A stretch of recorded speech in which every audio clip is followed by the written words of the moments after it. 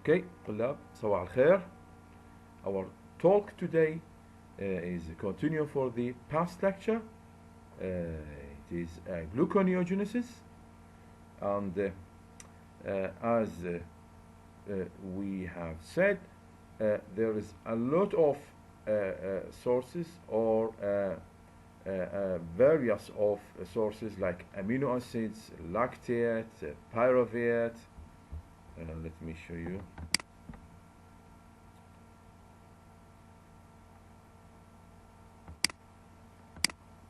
Yes, a lot of sources like amino acids, lactate, pyruvate, propionate, and glycerol are sources for carbon for the pathway. That means sources for the glucose or carbohydrate. Glucose can also be produced from the fructose. Therefore, in addition to all these sources as non-carbohydrate sources to get glucose or glycogen, in addition to that, the fructose could be considered a source for the glucose. Have a look for this diagram. This diagram is abbreviated pathways of gluconeogenesis, illustrating the major substrate precursors for the process. Okay.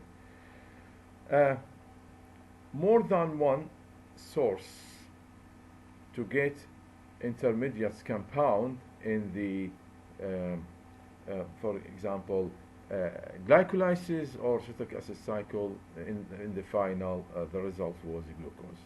Here we've got two molecules. Lactate will be converted to pyruvate. Also, amino acids, a lot of amino acids like glucogenic amino acid will be converted to pyruvate. So pyruvate will be converted to oxaloacetate. So also amino acids could be converted to oxaloacetate as a non-carbohydrate source. In addition to that, propionate also could be converted to oxaloacetate. Oxaloacetate will be converted to two molecules of triose phosphates. Two molecules from the triose phosphates. Here, fructose could be converted to this compound in addition to glycerol. Then triose phosphate will be converted to glucose. This diagram indicates the major substrate precursor, these compounds, for the process gluconeogenesis. Okay? Here, a new one is fructose as a precursor, a new precursor to synthesis of the glucose. Okay. It is very important note we have to consider it. Glycogenolysis. What does it mean, glycogenolysis? Formation of a glucose or glucose 6-phosphate from glycogen. This must be or should be differentiated, therefore, from the gluconeogenesis. Therefore, we have to make a differentiation between glycogenolysis and gluconeogenesis. Because glycogenolysis basically formation of a glucose or glucose 6-phosphate from glycogen. What does it mean that? That the refers to glycogenolysis refers to breakdown of glycogen to glucose and does not therefore correspond to de novo synthesis of glucose. De novo synthesis, what does it mean, de novo synthesis? De novo synthesis of the complex compound from the simple compound. For instance, a nucleotide, synthesis of the nucleotide from the complex compound. Nucleotide is complex compound from the, for instance, aspartate or formate.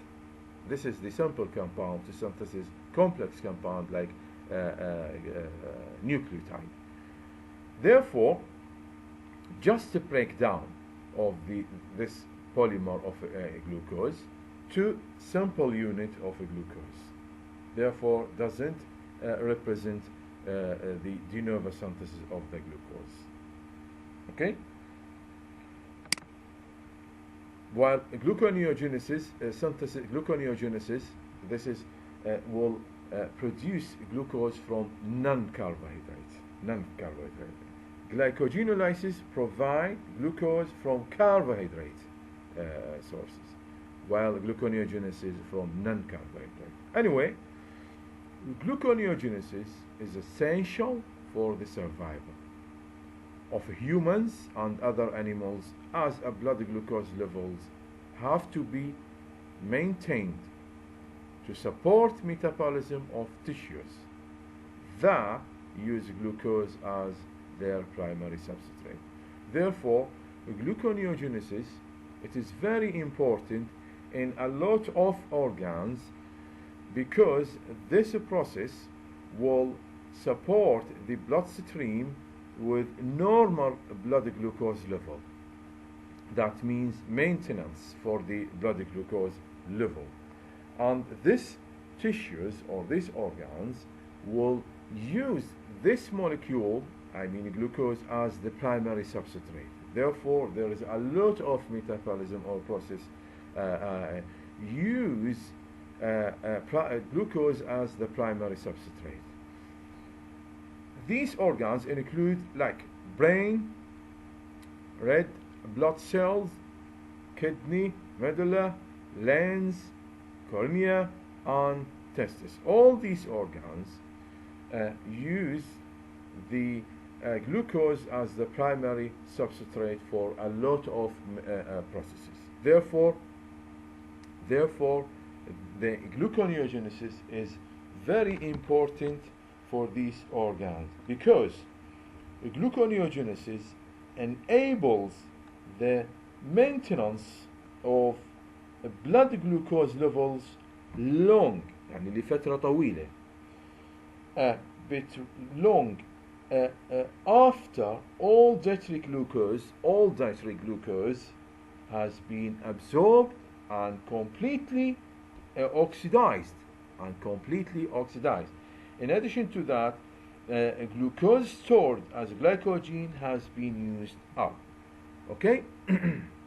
Therefore, gluconeogenesis is substitution for the normal source for the carbohydrate, for the glucose, when in two important ways, when the or after all dietary glucose has been absorbed and completely oxidized. Therefore, we don't have any glucose from the GI system. In addition to that, when the glucose stored as a glycogen in the liver has been used up, يعني استخدم كله بعد ما عندنا glycogen.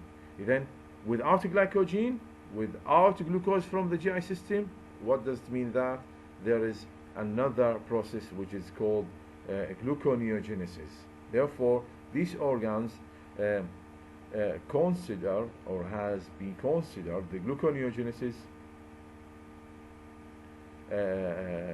Brain has considered the gluconeogenesis is very important process in certain condition, like no glucose from the GI system and no glucose from the stored as a glycogen. Okay. Therefore, it's very important process. Now, two important cycles between tissues involve gluconeogenesis. Okay? Two important cycles. Now, we've got two cycles share with this process, with the gluconeogenesis, okay, between, for instance, liver and peripheral tissues, or kidney and peripheral tissues. I'm going to give you example between liver and muscle or red blood cell as a peripheral tissues. Anyway, we've got two cycles. The first one is called corecycle. Corecycle. What does it mean, corecycle? Lactate will be converted to glucose. Absolutely, lactate as an end product of metabolism in the peripheral tissues, and this will go back to will go to liver and transfer to glucose or convert to glucose. This molecule will be converted to molecules, but this must be one of the end product of the glucose metabolism in the peripheral tissues. This will go down to liver, and by the gluconeogenesis will be converted to glucose. This cycle is named corecycle. I'm going to explain this by the diagram. The second one is alanine cycle. What does it mean, alanine cycle? Alanine molecules will be one of the end product of the glucose metabolism, and this molecule will go down inside the liver, and by the gluconeogenesis will be converted to glucose. This cycle will be termed as a alanine cycle. Okay, two things very important in these cycles. Both cycles provide for the continuous supply of glucose to tissues that require it as their primary energy source. Therefore, these cycles to go back this non-carbohydrate sources to the liver, and in the liver there is a gluconeogenesis process to convert them to glucose. Therefore, these organs will use the glucose as a primary energy source. Second, to participate in this cycle, any organs to participate, any peripheral tissues to participate in these cycles, the corecycle and alanine cycle, peripheral tissues must be released either alanine or lactate, as I said, as an end product of a glucose metabolism.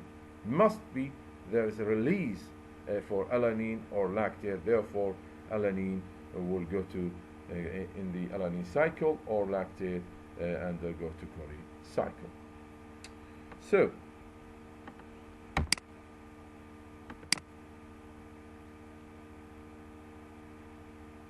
okay. Now, in tissues have mitochondria, reducing of equivalent NADH. Now, have a look. This is the example for the alanine cycle. Now, we've got liver and peripheral tissue. Peripheral tissue is muscle cell. Okay? In tissues have mitochondria, reducing of equivalent of NADH are transported into the mitochondria by the malate aspartate shuttle or glycerol phosphate shuttle for the synthesis of ATP by oxidative phosphorylation. You have to know, we are speaking about the gluconeogenesis, but as an energy source. Therefore, we are focusing on the how many molecules of ATP will be produced from the gluconeogenesis. Because the gluconeogenesis will take non-carbohydrate sources, converting them to glucose inside the liver, then transport these molecules to the peripheral tissues like muscle cell. Here we need to calculate how many molecules of ATP, how many molecules has been resulted from the glycolysis of this molecule is coming from the gluconeogenesis using non-carbohydrate sources. Okay, in tissues have mitochondria. That means NADPH reducing agent resulted from the glycolysis. This will enter inside the mitochondria by the two shuttles, malate aspartate shuttle or glycerol phosphate shuttle. These will enter the mitochondria. Why? To give or to synthesis ATP by oxidative phosphorylation. Therefore, any molecule of NADPH from the glycolysis will enter the mitochondria to give ATP by oxidative phosphorylation. Therefore, in alanine cycle, have a look, in alanine cycle, we've got two molecules NADPH from the glycolysis of the glucose to pyruvate, in addition to two molecules as a direct product for the ATP. Now, we've got two ATP molecules, energy source, in addition to two molecules of NADH. This will be entered the mitochondria, then oxidative phosphorylation give 3 to 5 molecules ATP. Why 3 to 5? Why these two results? According to this equation or general reaction. If we got NADH like this one, NADH, therefore NADH plus H plus half molecule of oxygen, 2.5 molecule of ADP, and 2.5 molecule of inorganic pyrophosphate. Okay? Inorganic pyrophosphate. The result is NAD plus 2.5 ATP as energy source plus 1 molecule of water. This is result in the liver. And ADP in the result, we are focusing on this. This molecule, NADH, is converted to 2.5 molecule of ATP, where in the mitochondria by the oxidative phosphorylation. Now, 2.5 multiplied by 2, the result is 5. Or we've got FADH2, not NADH, FADH2. Therefore, FADH2 plus half molecule of oxygen plus 1.5 molecule of ADP plus 1.5 molecule of inorganic pyrophosphate. The result, FAD plus 1.5 molecule ATP plus 1 molecule of water. Have a look. FADH2 is converted to 1.5 of ATP, and because of there is 2 molecules instead of NADH, 2 molecules of FADH2. Therefore, 2 times 1.5, the result 3. Therefore, 3 or 5 ATP is resulted from the enter the reducing agent NADH or FADH2 inside the mitochondria, then go to oxidative phosphorylation. Plus 2 ATP as a direct product for the ATP molecules. Therefore, the total product is 5 to 7. Okay, 3 plus 2, 5, or 5 plus 2, 7. And then 5 to 7 molecules of ATP resulted from the one molecule of a glucose in the peripheral tissue. Anyway, that means the total product of ATP molecules in the alanine cycle is 5 to 7.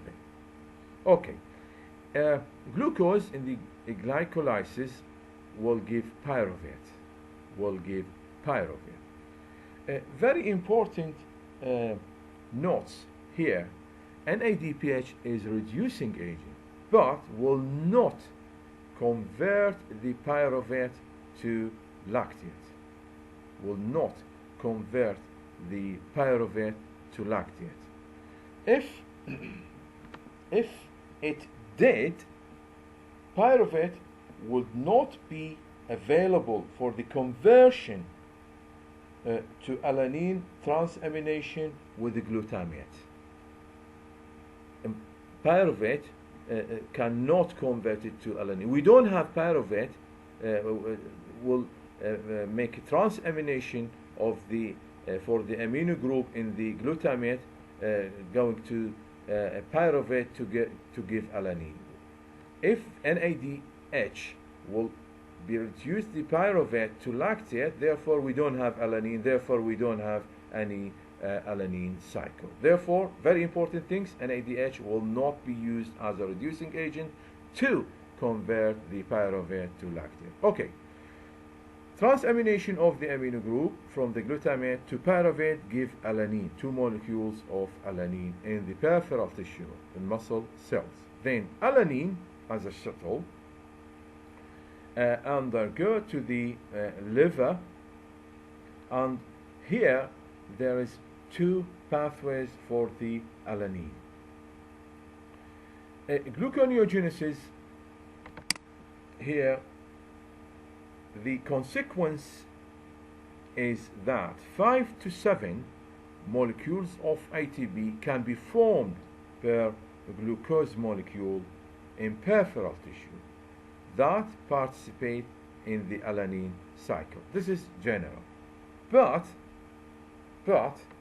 in addition to this cycle, alanine will be converted to pyruvate, and 6 molecules of ATP are used in the gluconeogenesis to get a glucose. That means 6 molecules of ATP are consumed to get 5 to 7 molecules of ATP. We are speaking about the gluconeogenesis, but we have to focus on the energy. How many molecules of ATP is coming from the non-carbohydrate by the gluconeogenesis in the peripheral tissue muscle. Okay, 6 molecules converting pyruvate to glucose. The result is 5 to 7 molecules of ATP. But here, in addition to that, the alanine cycle presents or support liver with amino nitrogen that must be disposed of as urea. Okay, alanine, the second pathway for the alanine is giving the liver by the amino group. Here, amino group from the glutamate, that means glutamate cannot, or amino group or glutamate cannot pass the membrane of the muscle cell, go to the liver, then transfer, converted to urea. Deamination for the glutamate, react with the pyruvate, give alanine, and alanine enter the liver. Then alanine, in addition to this pathway, pyruvate, gluconeogenesis glucose, there is the alanine will give amino group to the liver, and then will be deposited as a urea, inside the liver, but consuming or using 4 molecules of ATP. 4 molecules of ATP. Absolute urea go to the kidney. Okay, now here we need to paraphrase the equation. Now, instead of 6 molecules giving 5 to 7, now 4 plus 6, that means 10 ATP were in the liver, plus 5 to 7 ADP plus PI, where this is in the muscle cells, plus O2. The result, 10 molecule ADP PI in the liver, and 5 to 7 molecules of ATP were in the muscle. Now, this is the final equation for the alanine cycle. 10 molecules ATP, because of the alanine molecules will go, or there is 2 pathways for this molecule, ureogenesis, using or consuming 4 ATP, and gluconeogenesis, using 6 ATP, and the total 10. And converting to glucose. Glucose enter the muscle cell, and the result is 5 to 7 molecules of ATP.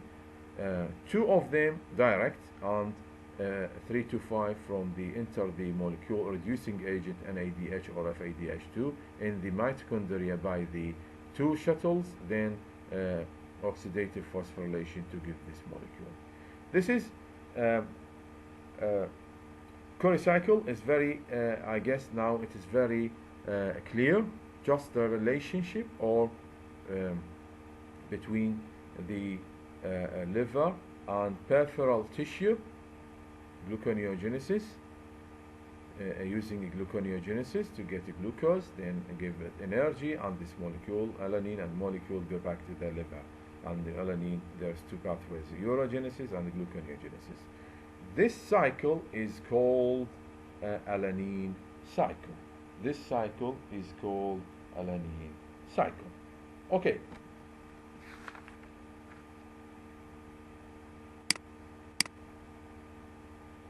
Now, the second cycle is Cori cycle. In the Cori cycle, only 2 molecules of ATP per molecule of glucose are produced. Now, the result is just 2 molecules of ATP. Let us see how many molecules of ATP are used in the gluconeogenesis to synthesis of glucose. Look, here gluconeogenesis or glucose in the red blood cell as peripheral tissue enter the glycolysis, give lactate. Here pyruvate has been converted to lactate using an NADH as a reducing agent. While in the alanine cycle, NADPH didn't use as a reducing agent to convert the pyruvate to lactate. Okay, this is very important as a comparison between the alanine cycle and Cori cycle. Very important point. Okay, in the Cori cycle, 2 molecules of ATP as a result, using 1 molecule of glucose. So, liver and peripheral tissue, red blood cell.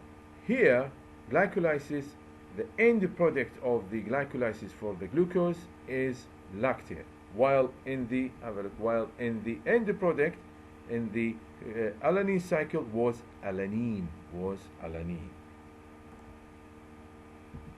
Okay. Here, lactate undergo to the liver, absolutely by bloodstream. Then these 2 molecules of lactate by the gluconeogenesis using 6 molecules of ATP, the result 1 molecule of glucose. Therefore 1 molecules of glucose from the gluconeogenesis using 6 molecules of ATP consuming. This glucose molecule enter the peripheral tissue to give 2 ATP, just 2 ATP.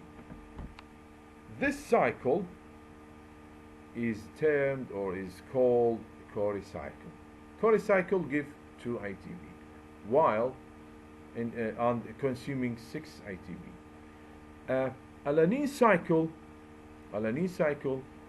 used 10 as a total 10 molecules of ATP, but the result more than Cori cycle, 5 to 7 molecules of ATP.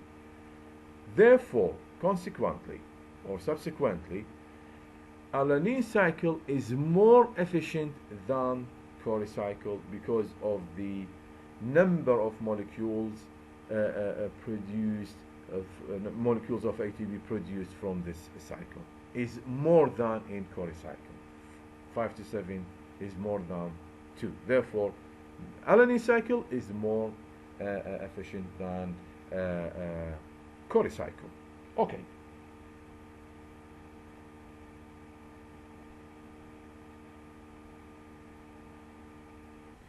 Okay.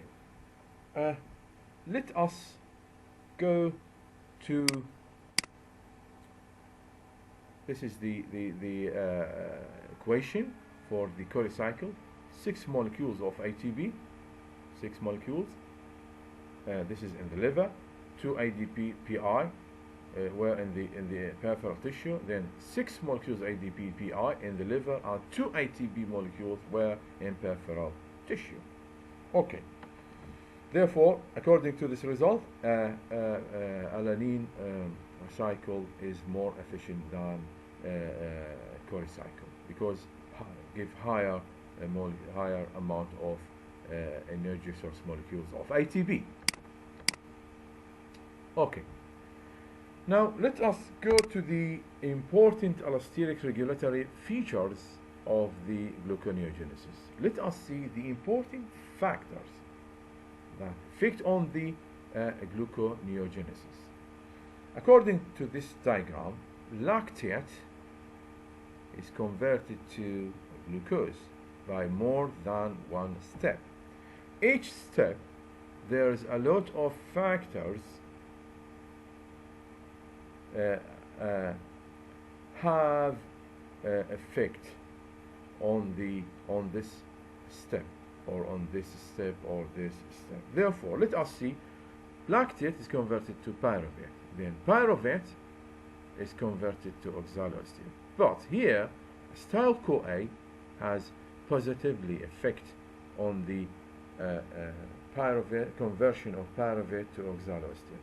That means acetyl-CoA increasing of the acetyl-CoA lead to an increase to conversion of pyruvate to oxaloacetate.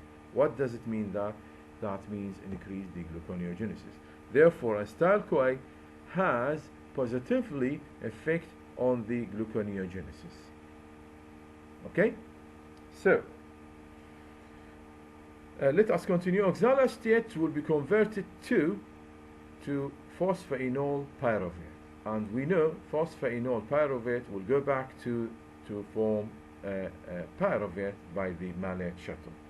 Now, in the malate shuttle, there is a lot of factors affect on this cycle. ATP has negatively effect on the malate shuttle. That means increase of ATP decrease the formation of the pyruvate. Therefore, decrease the gluconeogenesis. But fructose 1,6 biphosphate has positively effect on this cycle. That means increase the concentration of this compound lead to increase the amount of the pyruvate. Therefore, increase the gluconeogenesis. So, phosphoenol pyruvate will be converted to fructose 1,6 biphosphate. 1,6 biphosphate. Also, here, after conversion, this compound to fructose 6-phosphate, we've got two parameters has a negatively effect on this step. That means a negatively effect on the gluconeogenesis. Any increase in the concentration of the AMP or fructose 2,6 biphosphate lead to decrease the conversion of this compound to fructose 6-phosphate, therefore decrease the gluconeogenesis. These parameters same in this cycle. Some of them increase, that means increase, like AMP fructose 2,6 biphosphate, that means increase of the fructose 1,6 biphosphate to conversion to fructose 6-phosphate. That means increase the gluconeogenesis. Also, fructose 6-phosphate on this step, conversion of a glucose 6-phosphate to a glucose. So, we've got a lot of factors. You have to be very careful with them. You have to keep their effect is positively or negatively affect on one of these steps, then positively or negatively affect on the gluconeogenesis, which is synthesis of the glucose from the non-carbohydrate sources. Absolutely, there is a lot of, but you have to keep these. You have to keep in your mind these parameters. Absolutely, there is enzymes, hormones. In the next step is we need to explain the effect of the hormones, or the hormones that play key role in controlling gluconeogenesis are absolutely insulin and glucagon. We know glucagon has effect or function opposite for the insulin. Insulin decrease the level of the glucose inside the bloodstream. That means increase the synthesis of the lipid increase storage of the glucose as the glycogen in the liver. Glucagon has opposite function for the insulin. I'll give you one or two examples to explain effect of the glucagon or insulin on the gluconeogenesis. Okay. We know a glucagon activates adenyl cyclase to produce cyclic AMP, which activates a protein kinase, which phosphorylates and inactivates pyruvate kinase. Okay? So, glucagon also stimulates gluconeogenesis by decreasing the concentration of fructose 2,6 biphosphate. Okay? By decreasing fructose 2,6 biphosphate. This is the two effects on the glucagon on the gluconeogenesis. Also, if we want to know the effect of the two hormones on the gluconeogenesis process as a ratio between the glucagon and insulin. Glucagon and insulin. Glucagon and insulin also have long-term effect on the hepatic glycolysis and gluconeogenesis by induction and repression of key enzyme of both pathways. For example, a high glucagon insulin ratio in the blood, this is ratio between glucagon to insulin in the blood, increase the capacity of gluconeogenesis. Okay, if this ratio is high, glucagon to insulin, that means glucagon is more than insulin. The effect is increase the capacity for gluconeogenesis, hydrolysis of the glycogen to glucose, oxidation of fatty acid to give NADPH, FADH to get high energy in the after passing the inner mitochondrial membrane, then enter this molecule to oxidative phosphorylation, and decrease this ratio. Increases when gluconeogenesis is needed, and decreases of greater quantities of phosphoenol pyrophosphate carboxykinase or fructose 1,6 biphosphatase. Okay? Therefore, generally, we can explain glucagon. If the glucagon will be increased, that means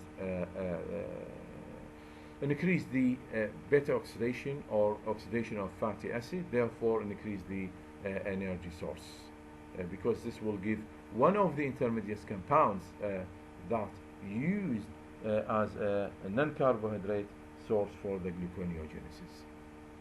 But the opposite value, insulin more than glucagon, the gluconeogenesis will be decreased.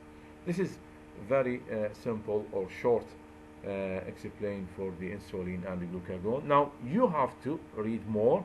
You have to read more about these two hormones, because these hormones have a lot of relationship with a lot of enzyme and process and metabolisms inside the organs.